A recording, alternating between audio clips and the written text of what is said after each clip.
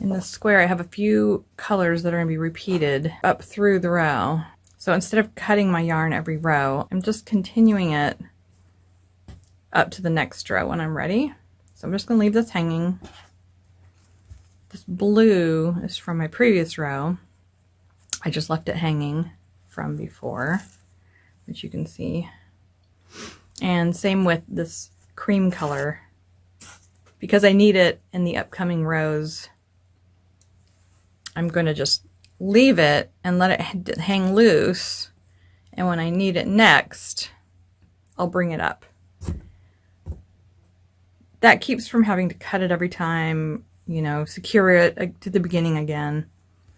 And then when we bring it up, we're going to have this loop of free yarn that we can stitch over. And then all we'll have at the end would be just this one little piece of yarn that you'd see at the end of each row.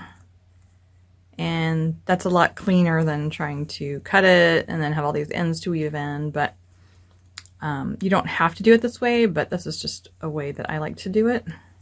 So in this next row, this extra loop that showed up when I brought it from my previous row up to the current row to use it and stitch my double crochets, there wasn't anything to stitch over it because with double crochets you can't really stitch over anything behind the row. So in this next row, I'm going to take that opportunity to stitch my back loop single crochets over these little loose yarn in the back.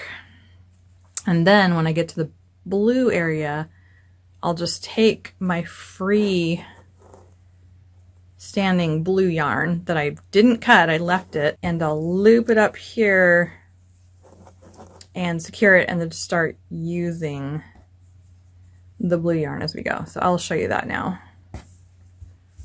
Let me get my background color. I'm going to stitch up to where I need the blue and then show you how I do it. I'll show you really quick how I'm going to just kind of cover these from the previous row that I couldn't stitch over. This was from bringing it up from this row up to this row when I needed it. And this is from just carrying the starting brown color behind the red and then picking it back up here. So now I have these two strands, get that red out of the way, that I want to stitch over to kind of hide. So I have back loop single crochets and I can just kind of stitch over that. And the other part of this is that I'm going to have to grab my blue before I get to this stitch. Actually, it's one stitch before. I have to start blue here. I have to have a blue stitch here, which will be a back loop single crochet. So I'll really have to pick up my blue here somewhere. So I'll just do that right now. So I'm going to do a couple more back loop single crochets. I like to go 4 before, so that's when I need the blue. So 1, 2, 3, 4. So in this stitch, I'm going to insert my hook and I'm going to grab the blue. It's already attached to here, but I'm leaving it kind of loose. I'm just going to lay it over my hook. So I'm just taking the blue, laying it over my hook, let go, and continue my green. Oops, I don't want it to come through. I just want it to get caught in the stitch. So it's caught in the stitch in the back. Now I want to adjust my tension. Right now it's pretty good. I like to kind of pull it up a little bit, see if I have about a good inch or so here, but also when I stretch it, is it gonna be too tight? I may just do a little bit more just to kind of have it give me a little bit of extra stretch, because this is just going to be stitched in the stitches. It's going to be hidden. My blue, you know, active edge end of the yarn, whatever you want to call it, the part that's coming from the actual skein, that's the part that I need to stitch with. But this part is just the loop that got formed when I pulled it up from here and secured it in my stitch here. And I just don't want that to be super tight, but I also don't want it to be super loose or we'd have this big loop at the end. So just, it's kind of a preference. That's probably good. So I'm going to bring both the other blue, the active side of the blue here, do one more stitch over both, along with the red loop, the brown from the previous row. And so now I have 4 strands, but so I'm going to do this a bit tight. I like to make those back loops a little bit tighter when they're going over a bunch of yarn. No one's going to see this stitch because it's going to be covered by red in the next thing. So now I'm going to switch to blue. So we insert our hook. We grab blue instead of green, pull it through, lay down the green so that we're going to stitch over it. And now we're going to continue in blue. And so we have another black back loop. Oh gosh, sometimes this gets a little messy. And then another back loop. And you'll notice I am still stitching over this loose blue loop that I formed when I brought it up. And I'm also stitching over the brown and the red. You get to a point eventually where the loop from the previous row, you're either past it or it just gets to where it's tight and you can't stitch over it anymore. So that's when you want to stop stitching over this loop. The brown, I think I have one more stitch I might be able to squeeze in there. Even if it's past where the brown stitch started in the previous row. You could stretch it over one stitch. You just want to make it so that it's not,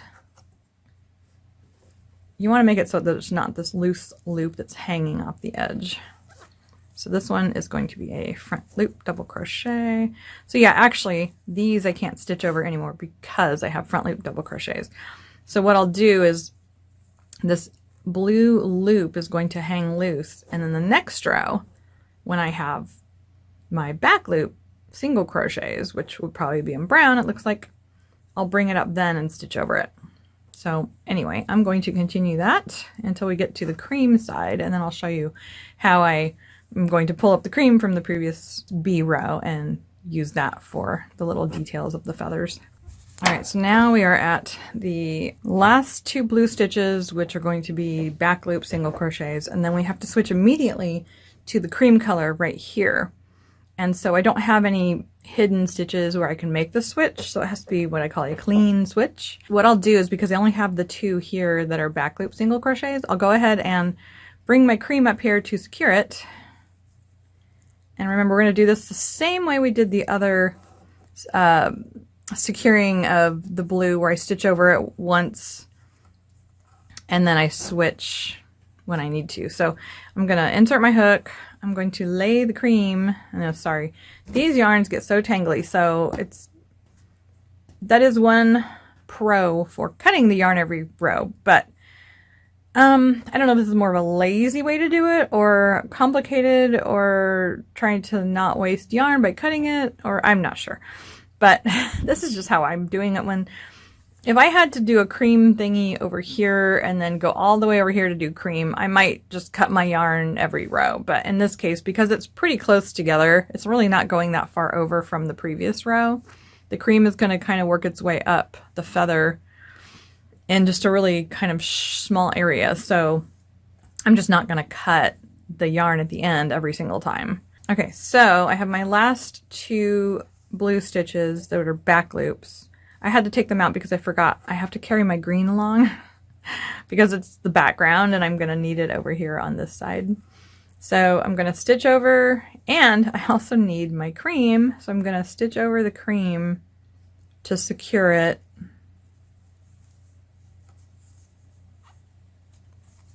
And now the cream is a little bit tight. So I'm going to pull it up just a little bit, just to make that loop a little bit looser, so that because this is going to get sewn into the next stitches, I just didn't want everything to be tight and pulling. So now our last stitch in blue, I have to switch right over to cream because my transition to cream is not going to be covered in the next row, so it has to be what I call a clean switch. So I start my stitch in the current color, but before I finish it, I have 2 loops left, whether it's a back loop single crochet or a front loop double crochet. When you get to the last 2 loops, pull your color over and then grab the new color. And again, I'm going to try to stitch over the green here too. So then I pulled this one through, and now I've finished my blue stitch, started the cream stitch, we're all good. I'm just going to leave my blue hanging because I'll need that in the next B row. I don't need it anymore in this row, so now I can continue my stitching in the cream color until I'm ready to switch back to the background. And I'm going to look down and just see if there's any loops I need to stitch over, which I think I'm okay. This is the blue from this row. So this I'll just stitch over in the next row because there were no back loops to stitch over. So let me go ahead and do these cream ones. And again, I'm bringing green along because I need it. It's my starting color and I need it when we get to the end. Carrying green along, stitching over my cream loop that I formed when I brought it up. Whenever I have a back loop single crochet, I'm going to stitch over that. That will help secure it. And let's see, I have one more stitch in cream. And now I have to switch back to green. So again, insert your hook. Oops, get in there. Grab the next color. And then we I finished the stitch in green, and this one is a hidden transition, but you can see the difference, how this one started in green but the top is cream. Those are the switches that you don't want to have when you have 2 colors right next to each other that are visible. This blue stitch is visible and this cream stitch is visible. It's not going to be covered by the next row, so I needed them to be a clean transition. Whereas this one isn't a clean transition, but it doesn't matter because it's going to be covered by the next row. Really, these transitions that are covered, you can do any kind of switching to the new color. It doesn't matter. You could do this kind of transition. You could do this kind of transition that I did here. It doesn't matter when they're covered, but when they're going to be visible, 2 stitches right next to each other in different colors that are visible, you definitely want to do it this way. So now I'm just going to finish my row, and I'm going to leave my cream hanging for the next B row that needs it. And you can see that these just form these little, because I stitched over it the whole time, it's just forming these little little bars that go up. And I suppose you could cut each one, but I don't know, I'm going to leave them alone. You can kind of see how I've done that with each color section. For the feet, I brought up the gold every time I needed it. And so what I did was I brought it over here, stitch, stitch, stitch, stitch, stitch, stitching over that loop, and then I just have this left over. And then this is where I brought it up here, stitched over it, and then this is the last loop, and then brought this over here, stitch over it. But because I didn't need it anymore, I went ahead and stitched over the end and then cut the yarn. And so when you're on your last row of a certain color, you could do that. But that's how we do it. And so then we have this nice little transition with the starting color to a secondary color to possibly a third color back to the starting color.